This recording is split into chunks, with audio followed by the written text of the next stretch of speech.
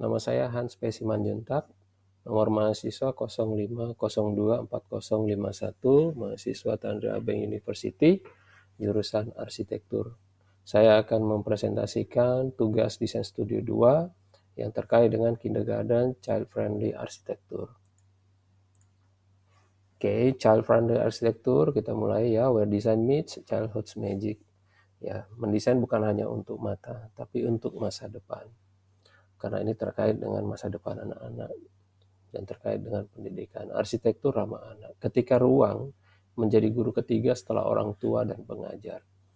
Child-friendly arsitektur bukan sekedar membuat ruang untuk anak, tapi menciptakan lingkungan yang aktif, mendidik, aman, bereksplorasi, dan menginspirasi imajinasi, di mana setiap sudut menjadi kanvas bagi petualangan, setiap elemen menjadi alat belajar, dan setiap ruang menjadi panggung bagi perkembangan. Prinsip utamanya itu ada 4, yaitu safety, sensory, nature, integration, scale of wonder. Kita mulai dari safety by design. Safety by design terdiri dari 3, perlindungan tanpa batas kreativitas. Jadi perlindungan tetapi tidak membatasi kreativitas anak-anak. Material yang non-toxic, rounded edge, jadi sudut-sudutnya itu tidak tajam. Visual monitoring yang optimal. Nah, yang berikutnya adalah sensory wonderland. Warna yang stimulatif tapi tidak overstimulating, tekstur yang kaya untuk eksplorasi tactile, akustik yang nyaman untuk telinga yang sensitif. Berikutnya adalah poin ketiga, nature integration, di mana hubungan seamless antara indoor dan outdoor. Elemen natural, di mana cahaya, tanaman, udara menjadi bagian dari desain. Biofolic design dengan kesehatan untuk kesehatan mental. Jadi melihat yang tumbuh-tumbuhan yang berwarna hijau sehingga membuat mental menjadi lebih sehat. Yang berikutnya adalah scale of wonder, di mana dunia yang sesuai dengan ukuran anak-anak. Furniture-nya juga child scale ya. Jadi perspektif juga tidak tinggi, yaitu di rata-rata 100 cm.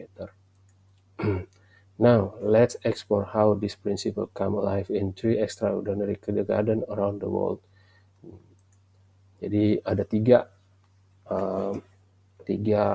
kindergarten yang akan saya buat di sini untuk menjadi acuan. Yang pertama ATG Kindergarten and Nursery. Ini adalah kindergarten dan juga daycare yang berada di Tokamachi, Jepang. Arsiteknya adalah Hibino Sekei, ya, Kids Design Labo di Yozi no Shiro. Area dari kindergarten ini adalah 924 meter square, dibangun tahun 2021. Ini adalah gambar-gambarnya ya. Oke, ini adalah desain dari bangunannya, floor plan, dan ini elevationnya. Nah, untuk analisis tabel ruang, mereka ada foyer, teacher room, school private room, school management office, playgroup classroom, kindergarten classroom, daycare center, communal dining area, creative workshop, playground. Dan juga ada hall, multifunction room, pantry, storage janitor, locker room, musola, dan restroom. Ya, Shining Star Kindergarten ini ada di Indonesia. Ini yang kedua contoh yang saya ambil, ya berada di Bintaro. Arsitekturnya itu adalah Juhara plus Juhara. Area dari kindergarten ini sekitar 560 meter square, dibangun tahun 2007. Ini adalah gambar dari dalamnya dari kindergarten ini. Nah, ini adalah elevation plan. Elevationnya, desainnya. Nah, untuk tabel ruangnya, analisis tabel ruangnya hampir mirip ya. Hampir mirip dengan yang lainnya juga. Oke, nah berikutnya adalah Montessori School yang ada di Rio Negro, Colombia. Ya, arsiteknya adalah Estudio Traversal, dibangun di atas area 2000 meter square. Dibangun tahun 2018. Ini adalah penampakannya. Dan ini adalah gambar desainnya, baik dari side plan maupun elevasinya. Nah, ini analisis tabel ruang hampir sama, ya, hampir sama dengan yang sebelumnya. Nah, berikutnya adalah analisis kelebihan dari kekurangan dari ketiga kindergarten. Tentu setiap kindergarten ini punya kelebihan dan kekurangan. Saya akan bacakan salah satunya ya. Untuk dari sisi keamanan anak ya, safety feature di ETG Kindergarten and Nursery ini kelebihannya materialnya itu lembut, rounded edge di seluruh area. Perimeter aman dengan pagar transparan, zoning jelas memisahkan area usia berbeda, non-slip flooring di area bermain. Namun kekurangannya banyak elevasi tinggi yang perlu disupervisi ketat. Beberapa area bermain di ketinggian butuh pengawasan. Shining Star Kindergarten kelebihannya desainnya compact, memudahkan pengawasan, sirkulasi linear, simplify monitoring, safety net di area bermain elevated. Ya, kekurangannya beberapa area sirkulasi sempit berpotensi bottleneck, kurangnya visual transparansi di partisi tertentu. Ya, untuk Montessori School di Traversal itu kelebihannya low level window, visibility tanpa risiko, furniture child scale menghindari cedera, soft flooring di seluruh area, minimal elemen tajam atau berbahaya. Kekurangannya sejauh ini saya tidak menemukan. Untuk pencahayaan dan ventilasi, ETG Kindergarten Nursery itu kelebihannya large window, skylight optimal, cross ventilation-nya excellent. Kekurangannya area corner kurang cahaya alami. Shining Star Kindergarten kelebihannya courtyard sebagai light wheel, stack effect ventilation, dan kekurangannya ini ruang dalam kurang cahaya alami. Untuk Montessori School kelebihannya itu clerestory window untuk cahaya merata tanpa silau, ventilasi alami melalui bukaan strategis, light quality optimal, dan konsentrasi thermal comfort yang terjamin. Kekurangannya sejauh ini tidak ada, dan filosofi Montessori menggunakan cahaya alami sebagai penerangan. Yang bagian ketiga adalah material dan warna. ETG Kindergarten Nursery kelebihannya itu natural material dominan, earth tone yang membuat menenangkan ya. Kekurangan terlalu monoton untuk beberapa anak. Shining Star Kindergarten kelebihannya itu colorful accents, matrix mix natural modern. Tetapi kekurangannya itu risiko overstimulation.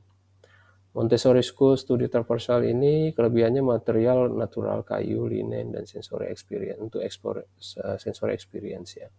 Natural color palette mendukung konsentrasi, tekstur variety-nya ya untuk perkembangan sensori, environment prepare yang aesthetical dan juga calming. Kekurangan tidak ada sejauh ini karena filosofi Montessori juga ramah ya ke arah nature, baik dari segi bahan, warna, aroma, semua bersifat alami dan natural.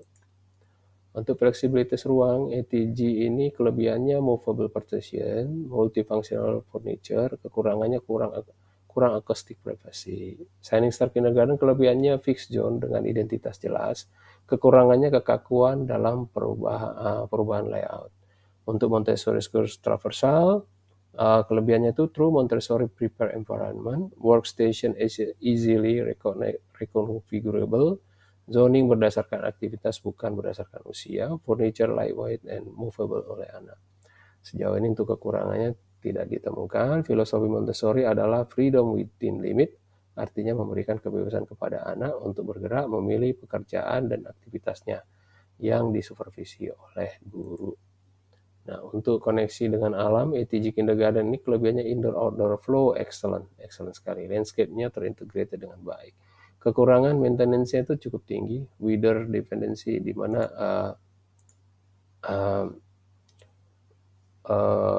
cuaca sangat berpengaruh ya. Shining Star Kindergarten kelebihannya central courtyard, planting integration, kekurangannya koneksi visual lebih dominan daripada fisik. Montessori School Studio Traversal kelebihannya itu direct access to outdoor classroom, natural material bisa dirasakan oleh sensori, natural. Nah, kekurangan dari Montessori Traversal ini sejauh ini tidak ditemukan ya. Filosofi Montessori memang tidak membatasi space karena semua area menjadi spot untuk area belajar dan berkegiatan. Oke. Area bermain kreatif, Kindergarten Nursery kelebihannya itu diverse play zone, custom play equipment. Kekurangannya equipment terlalu spesifik. Shining Star Kindergarten kelebihannya dedicated creative corner, flexible space. Kekurangan kurang specialized play equipment. Montessori School di Studio traversal itu practical life areanya untuk skill development, multi manipulative material untuk cognitive development, art and creative station untuk selalu accessible, environment sebagai third teacher. Kekurangan tidak ditemukan, karena filosofi Montessori adalah menyiapkan lingkungan yang standar sesuai kebutuhan kelompok usia anak. Terstruktur itu membangun konsep konkret pada pola pikir anak. Oke, ini aksesibilitas, ETG kelebihannya RAM akses, wide corridor, clear, wayfinding, kekurangan kompleks layout membingungkan. Shining Star Kindergarten kelebihannya single level design, simple circulation, kekurangannya threshold kurang accessible. Nah, kelebihan dari Montessori School ini semua area accessible untuk anak usia 2,5 sampai 6 tahun. Clear pathway antara activity area, low self untuk visual access dan reachable, child size everything untuk independensi. Jadi tidak tergantung kepada orang yang lebih dewasa. Kekurangan challenge untuk anak yang mobility issue tertentu, space allocation mungkin tight untuk wheelchair. Oke, ringkasan keunikan masing-masing ETG Kindergarten and Nursery itu nature integrated wonderland. Baiklah, terbaik untuk sensory development, connection with nature. Shining Star itu urban oasis for creative minds, terbaik untuk structure learning, weather protection. Montessori School atau Studio Traversal ini prepare environment for independent learning, terbaik untuk self direct learning, concentration development. Dari ETG integrasi natural, material, dan indoor-outdoor flow. Dari Shining Star yang perlu kita rekomendasikan itu adalah clear zoning dan weather protection strategies. Montessori School Study Structure itu child scale environment and prepare learning space. Itulah yang kita dapatkan dari ketiga sekolah ini. Oke, site plan analysis. Oke, lokasi yang akan dibangun sekolah adalah di Balikpapan, ya. Site plan berada di Pulau Kalimantan, Provinsi Kalimantan Timur. Kotanya di Balikpapan, Kecamatan Balikpapan Selatan. Lingkungan itu lokasi tapak berada di tengah kota Balikpapan. Terdapat jalan besar 2 jalur dengan ukuran lebar 6 meter. Lokasi tapak sangat strategis dan mudah dijangkau, baik dari Jalan MT Haryono, salah satu jalan terbesar, dan juga dari Jalan Cucu Suparna, wilayah Balikpapan Baru, perumahan yang cukup terkenal di Balikpapan. Nah, analisa jarak dan lokasi ya, dari sekitar site plan itu untuk ke pusat kota, kantor wali kota sekitar 0,7 km atau 18 menit. Bandara Sultan Haji Muhammad Spinggan di Balikpapan itu sekitar 5,6 km atau 12 menit ya. Rumah sakit Siloam sangat dekat, sekitar 600 meter atau sekitar 2 menit. Ke Istana Negara Nusantara IKN itu sekitar 93,2 km atau 2 jam 14 menit. Oke. Nah, ini perhitungan ketentuan bangunan mengacu peraturan daerah Kota Balikpapan untuk tentang rencana umum tata ruang kawasan dan mengacu kepada peraturan daerah Kota Balikpapan nomor 3 tahun 2012, pasal 14 KLB, pasal 21 KDB, maka disebutkan bahwa KDB itu 60%, KLB 0,4 atau maksimal 4 lantai. Perhitungan KDB untuk site plan ini adalah luas lahan 1.300 meter square. KDB-nya jadi 1.300 meter square kali 60%, yaitu 780 meter square. Untuk KLB-nya yaitu didapatkan dari 0,4 kali 1.300 meter square, sekitar 520 meter square. Oke, untuk site condition itu neighborhood di sekitar lokasi tapak itu ya ada beberapa ya, ada hutan kecil, ada Indomaret, ada rumah penduduk. Indomaret itu kebetulan pas di depannya. Jalan raya itu 2 row di sini. Ada rumah tua nih existing yang akan diganti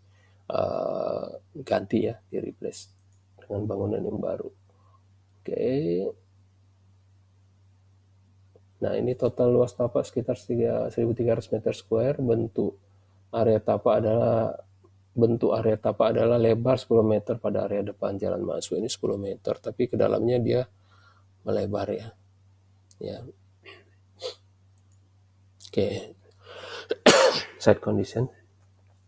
Pada area tapak terdapat jalan utama yaitu Jalan Agung Tunggal. Ya, jika ke selatan itu nanti ke sini tuh Jalan MT Haryono, kalau ke arah utaranya itu Cucup Suparna mengarah Patung Monyet, Balikpapan Baru. Lebar jalan itu 6 meter ya. Jadi GSB-nya itu sekitar 3 meter. Untuk desain respon dari site condition ini, maka area setback kita itu akan digunakan sebagai area penghijauan nanti ke depannya. Oke, untuk kontur ketinggian jalan utama sekitar 20 meter di atas permukaan laut, MDPL. Nah, dari batas jalan memasuki area tapak, kontur tanah miring ya, miring seperti ini sekitar 25 derajat ke arah timur. Area datar berada di ketinggian 13 meter ya di sini. Ya sekitar 13 sampai 15 meter ya. Berarti sekitar ya permukaan di atas permukaan laut ya.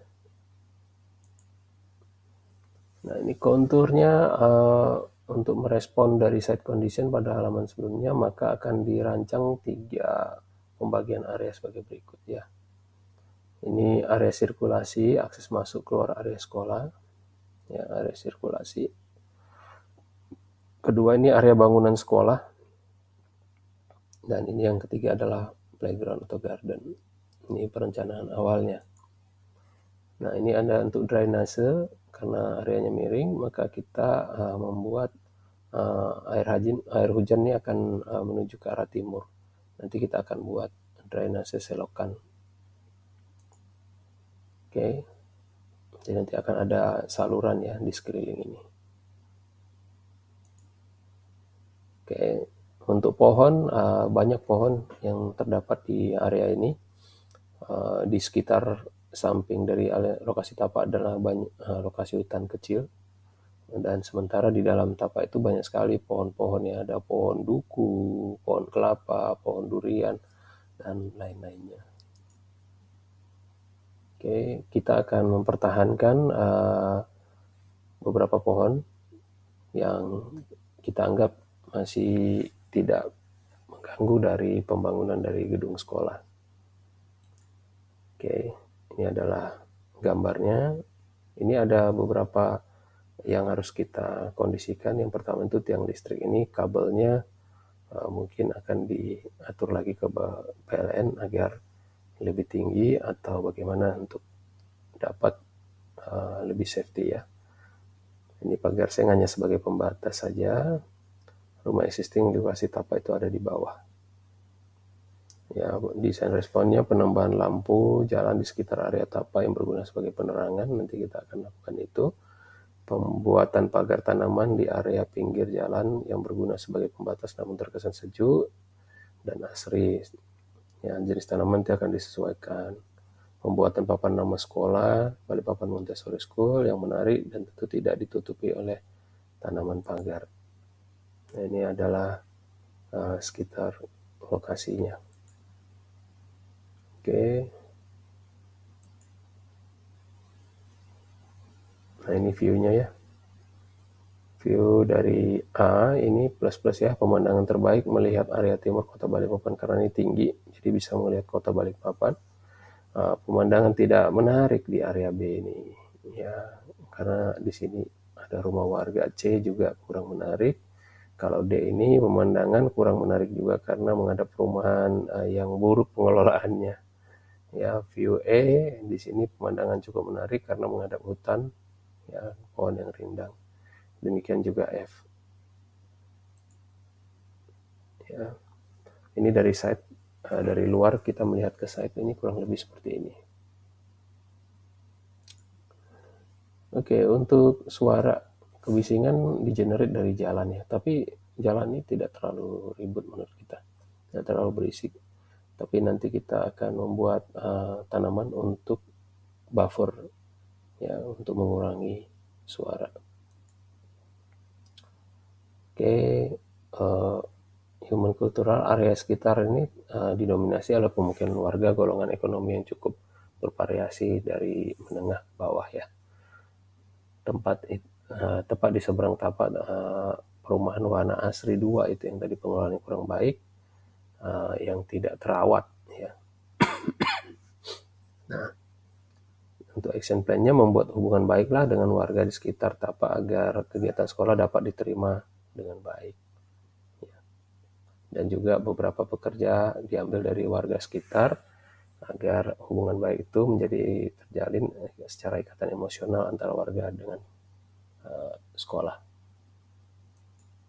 Oke, untuk water and sewer, power tidak ada masalah karena memang ada jalur PDAM dan PLN.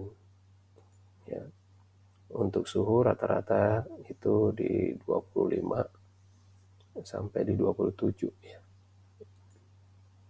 Untuk curah hujan hanya di bulan-bulan tertentu, di bulan Oktober, September, Oktober, November, Januari, Februari, Maret, tapi puncaknya biasa di Januari dan Desember dan Januari.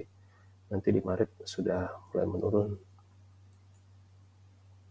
Ya. Nah, untuk itu kita akan membuat saluran drainase yang proper ya sebagai antisipasi saat curah hujan yang sangat tinggi. Ya, setiap bangunan selalu disertai saluran air pembuangan. Setiap saluran pembuangan dibuat penutup celah-celah agar dapat mengalir dari permukaan tanah menuju saluran drainase tanpa hambatan. Seperti itu. Nah, ini untuk matahari sunset dari arah timurnya sini. Jadi di sini baratnya. Jadi kita akan membuat pusat kegiatan itu di area sini. Ini akan banyak dilakukan untuk area-area servis. Ya, seperti ini. Untuk angin rata-rata banyak dari arah dekat pemukiman warga ya, dari timur ya. Tapi rata-rata banyak mengarah ke hutan ini. Oke, space, room, program dan organisasinya. Saya akan membuat program ruang itu 4 zoning ya. Zona publik untuk administrasi, zona pendidikan lantai dasar, playground lantai basement di lantai bawah, dan zona servis di lantai bawah. Ya. Nah, seperti ini bubble-nya, bubble diagramnya. Oke. Nah, program ruangnya seperti ini. Saya akan membuat kondisi tanah itu kan miring ya. Jadi lantai dasar sejajar dengan akses utama, lantai bawah atau semi basement mengikuti kontur turun untuk terbuka untuk playground dan juga untuk janitor ada toilet juga tidak dihitung KDB jika tanpa atap. Program ruangnya itu zona luar bangunan tidak termasuk KDB, drop off itu 40 meter square, taman kecil ada kolam juga 30 meter square, parkir motor 15, mobil 2 itu sebenarnya 11 tapi disiapkan untuk 15. Ada genset dan shelter, kolam resapan, playground terbuka, dan rumput. Oke, ini adalah program tabel ruangnya ya, teras, lobby, sofa. Ini ada ukurannya, dimensi luasnya, totalnya. Nah, ini juga masih zona administrasi, totalnya itu 173,5 meter square. Nah, untuk zona lantai pendidikan itu 192 meter square. Nah, sementara di sini totalnya itu adalah 492. Jadi kalau nah ini zona pendidikan lantai bawah. Ya. Playground, janitor, laundry. Nah, untuk total keseluruhan ya KDB itu kita KDB yang terpakai 365,5 meter square atau 47% dari maksimal. Ini oke banget. KLB-nya ya di sini juga sisanya itu cuma 1 meter. Ini aman. KDH-nya ya ini 200 meter square, total hijau yang diminta ada 295, jadi kurang 95, tapi kita akan memberikan solusi tambahan vertical garden, roof garden, dan perluasan taman depan. Oke, ini konsepnya hijau, sirkulasinya seperti ini, lahan parkir tidak ada disediakan, tapi kalau mau parkir cepat bisa lah, hanya berhenti sebentar. Tapi untuk guru dan juga kepala sekolah ada di parkir di bawah. Ini hanya masih konsep ya. Nah, ini kubahan masanya seperti ini. Nah, ini gedung sekolahnya, kubahan masanya ini drop off. Ini parkir rem ke bawah. Nah, finalnya kurang lebih seperti ini. Inilah bentuk kubahan masa akhirnya. Oke, terima kasih.